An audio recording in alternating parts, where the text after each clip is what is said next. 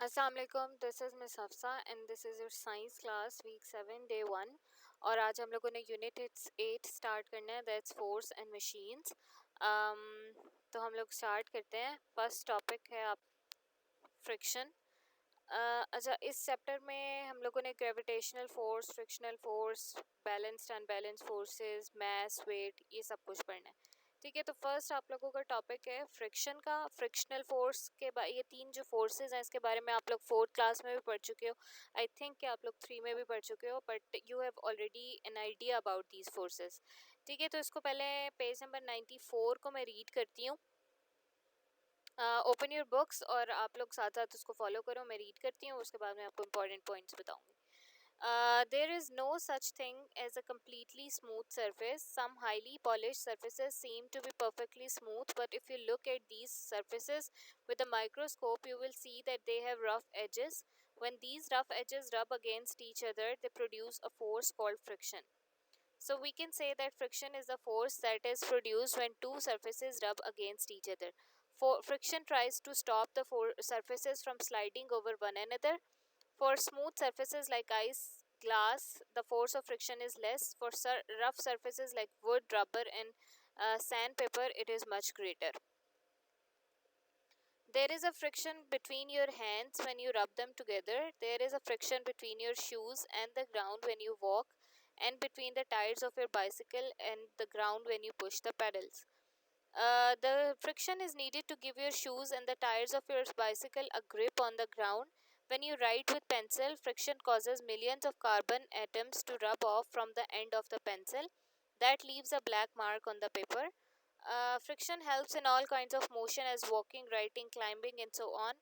It helps vehicles to move on the roads by allowing the by allowing the tires to grip on the surface. Okay. Friction का basically friction वो force होती है आपकी जो दो surfaces के दरमियान में होती है, and specially it is produce when two surfaces are rubbed against each other. कोई भी जो सरफेस होती है वो आपकी कम्प्लीटली स्मूथ नहीं होती है। अगर आप उसको अंडर द माइक्रोस्कोप देखोगे किसी भी सरफेस को, तो आप देखोगे कि उसके अंदर कुछ रफनेस होती है। कुछ सरफेसेस होती हैं उनमें और जो बेसिकली जो फ्रिक्शनल फोर्स होती है वो दो रफ सरफेसेस के दरमियान में एक फोर्स होती है जो कि रेजिस्ट करती है एक सरफेस को दूसरी सरफेस के ऊपर रब होने के लिए। यानी इसमें बेसिकली क्या होता है कि friction tries to stop the two surfaces from sliding over one another. Friction किसी में लेस होती है। कुछ जो स्मूथ सरफेसेस होती हैं जैसे आइस और ग्लास हैं, ये स्मूथ होती हैं तो इनमें फ्रिक्शन कम होती है, लेकिन होती है स्टिल। और रफ सरफेसेस जो होती हैं जैसे वुड हो गया, रबर हो गया, सैंड पेपर है, इसमें फ्रिक्शन ज़्यादा होती है। फ्रिक्शन की एग्जांपल आप जब बहुत सारी ले सकते हो, स्पेशली जब आप चल रहे होते हो तो आपके शूज़ के दरमियान में और शूज़ और ग्राउंड के दरमियान में एक फ्रिक्शनल फोर्स होती है। आप जब लिख रहे होते हो तो आपका जो पेपर होता है और आपकी जो पेंसिल जो लेड होता है उसके दरमियान में फ्रिक्शनल फोर्स होती है, जिसकी वजह से आप लिख पाते हो। और इसके अलावा जब आप बाइसिकल चला रहे होते हो तो उसमें उसके जो टायर्स होते हैं उसमें और ग्राउंड के दरमियान में एक फ्रिक्शनल फोर्स होती है। तो basically, friction is the force that is produced when two surfaces rub against each other, and friction helps in all kinds of motion such as walking, writing, climbing, etc. And friction is less between smooth surfaces, and for rough surfaces, friction is much greater. ठीक है, तो this is अब what causes friction, friction produce कैसे होती है।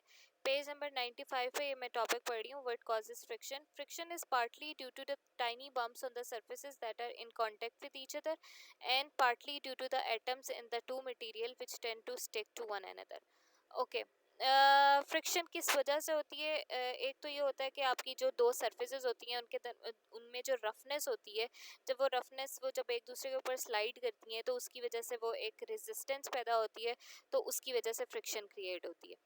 और secondly एक reason ये भी है कि उनमें फ्रिक्शन इनके अंदर जो दो चीज़ों के दरमियान जो दो चीज़ों के अंदर जो एटम्स होते हैं वो एक दूसरे से मिलते हैं, वो एक दूसरे के साथ स्टिक होते हैं, जिसकी वजह से वो एक दूसरे की मूवमेंट को ओपोज करते हैं, यानी एक दूसरे की मूवमेंट को अपने ऊपर रोकते हैं।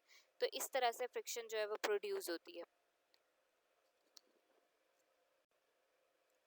Next topic is fluid friction. This is also on page number 95. इसको मैं रीड करती हूँ. Materials that can flow are called fluids. Liquids and gases are fluids. Fluids can also cause friction. When a car is traveling fast on motorway, air resistance is the largest frictional force pushing against it. Rowing a boat needs a lot of force to push it forwards against the water resistance. The resistance experienced by swimmer, runners, cyclists, and motor racing drivers is often referred to as a drag force. The amount of drag will depend greatly on the shape of the object and the way in which the liquid or air flows past it. If the object allows it to flow smoothly, it will create less friction than the object that will disturb the flow. For example, a swimmer will experience less drag by lying flat in water. A cyclist can reduce drag by bending forward and wearing a pointed helmet.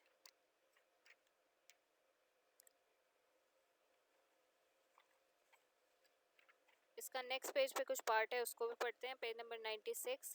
During a free fall, a diver will be pulled rapidly to the ground due to gravitational force.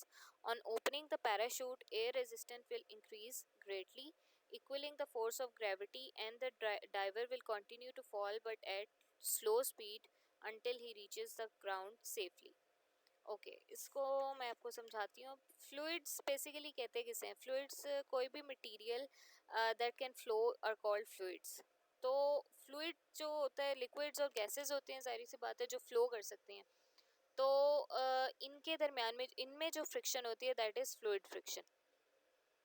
For example, जब आप motorway पे car drive कर रहे होते हो तो air resistance जो होती है, जो एयर की जो चल रही होती है हवा, उसकी वो जो होती है, उसकी बहुत ज़्यादा जो फ्रिक्शनल फोर्स होती है वो कार के अगेंस्ट कार को पुश कर रही होती है. लेकिन कार जो होती है, जब वो एक साइड पे जा रही है, एक डायरेक्शन में मूव कर रही है, तो वो बेसिकली एयर की वजह से जो रेजिस्टेंस है उसको कट करती हुई जा रही होती है गाड़ी जब चल रही होती है. इसी तरह जो बोटिंग होती है, जो आप उसके साथ ओर्स के साथ जब बोट को आप मूव कराते हो, तो उसमें भी बहुत फोर्स किस लिए चाहिए होती है, क्योंकि वो जो बोट होती है it is moving forward against the water resistance.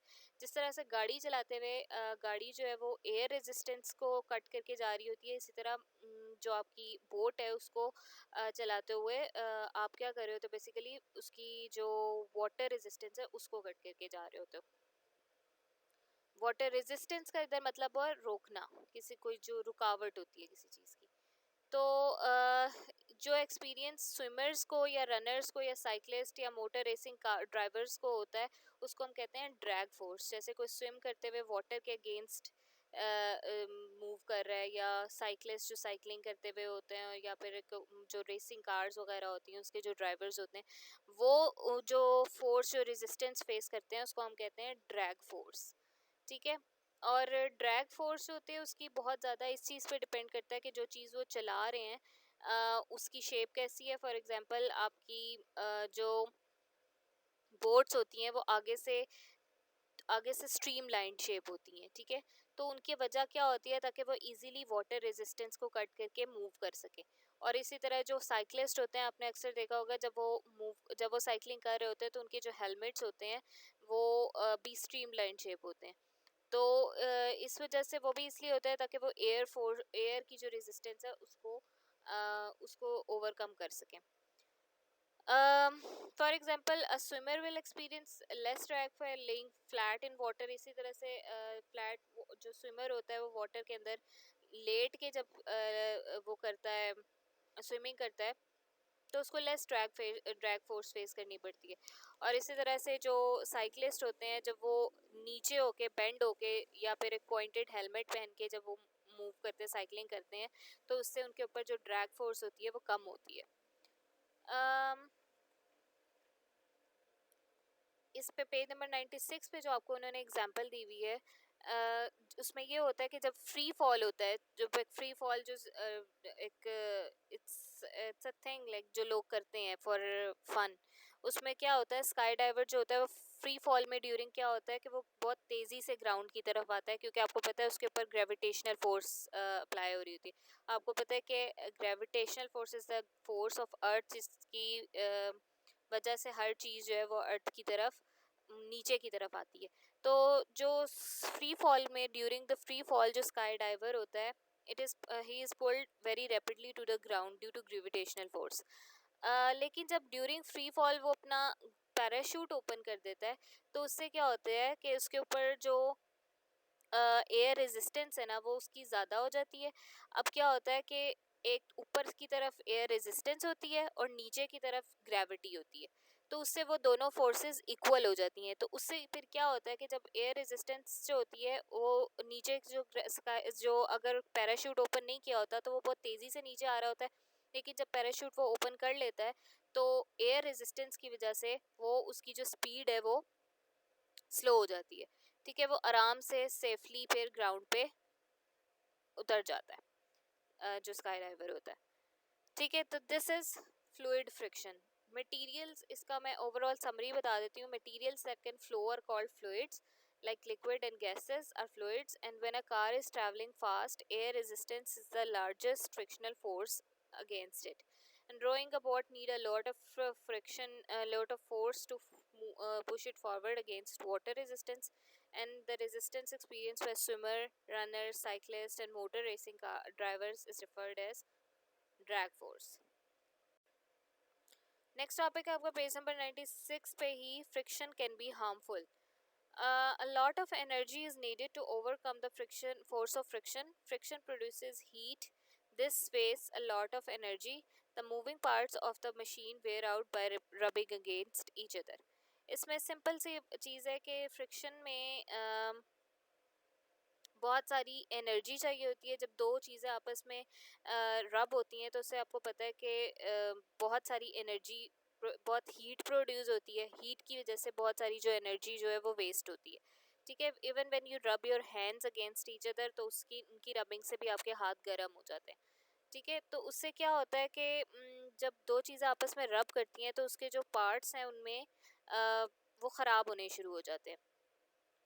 ठीक है, लाइक आपके जो शूज़ है, समटाइम ऐसा होता है शूज़ नीचे से बिल्कुल अगर बहुत ओवर यूज़ हो जाए शूज़ तो नीचे से ख़राब हो जाते हैं, क्योंकि आपकी जो शूज़ और ग्राउंड के दरमियान में जो फ्रिक्शन होती है उससे वो वेयर आउट हो जाते हैं, फटने लग जाते हैं। तो friction, that's how friction can be harmful too. इसी तरह ये आपकी जो स्लाइड में पिक्चर बनी हुई है, इसमें आपको टायर का आप हशर हुआ हुआ देख रहे हो। क्यों है वो भी? क्योंकि ये ओवर यूज़ हुआ हुआ है और इसके फ्रिक्शन जो है उसकी वजह से it's so much damaged. Friction को आप रिड्यूस कैसे कर सकते हो? lubricants such as page number 96 पे ये topic, reducing friction. Lubricants such as oil and grease are used in machine to reduce friction. They form a thin layer between the moving surfaces, preventing them from rubbing together. Ball bearings reduce friction by rolling rather than dragging across a surface. Uh, Wheels and rollers are often used to decrease friction. An object moving through a liquid or gas experiences friction which causes drag, slowing the object down. To reduce this drag, ships, submarines, racing cars, and aircrafts are all streamlined. Streamlined shape so that the water or air will flow smoothly over their surface when they are moving at great speeds. Dolphin, shark, and other fish are well streamlined and glide through the water with ease. Okay, friction को कम करने के लिए lubricants use होते हैं, थोड़े liquid होते हैं लेकिन थोड़ा गाढ़ा वाला जो लिक्विड होता है, जैसे ऑयल हो गया या ग्रीस हो गया, वो मशीन्स के पार्ट्स में डालते हैं ताकि जो उनकी फ्रिक्शन है, उन मशीन पार्ट्स के आपस में जो फ्रिक्शन होती है वो कम हो जाए और वो वियर आउट ना हो फ्रिक्शन की वजह से। तो वो जो ऑयल होता है या ग्रीस होती है वो उन मूविंग सरफेसेस के दरमियान में एक थिन लेयर बना देते हैं। उससे क्या होता है कि वो जो पार्ट्स हैं वो आपस में बहुत ज़्यादा रब नहीं करते, तो उससे ये होता है कि फ्रिक्शन कम पैदा होती है और चीज़ वियर आउट नहीं होती है। ठीक है, कोई भी पार्ट वियर आउट नहीं होता मशीन का किसी। इसके अलावा ball bearings reduce friction bye rolling other against dragging across the surface.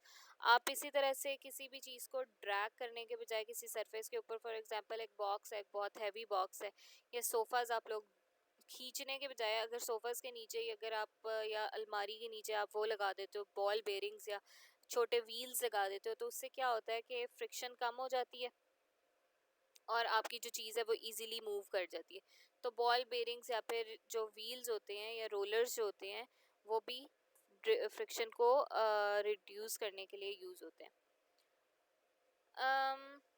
इसके अलावा किसी भी चीज़ की जो शेप है, जैसे कि शिप की जो शेप होती है वो आपको आगे से पता है, स्ट्रीमलाइन शेप जो होती है, कार्स की शेप होती है, सबमरीन्स की शेप होती है, या आपके इवन फिश और शार्क वगैरह जिन्होंने पानी में मूव करना होता है, और आपके जो एयरप्लेन्स होते हैं जिन्होंने एयर के अंदर मूव करना होता है, एयर रेजिस्टेंस की ये जो ड्रैग फोर्स होती है वाटर की और एयर की, उसको जिन्होंने ओवरकम करना होता है, तो उन चीज़ों की शेप ही किस तरह की बनाई जाती है, स्ट्रीमलाइन शेप बनाई जाती है, ताकि वो इजीली उस वाटर से या वो एयर से ग्लाइड कर सकें।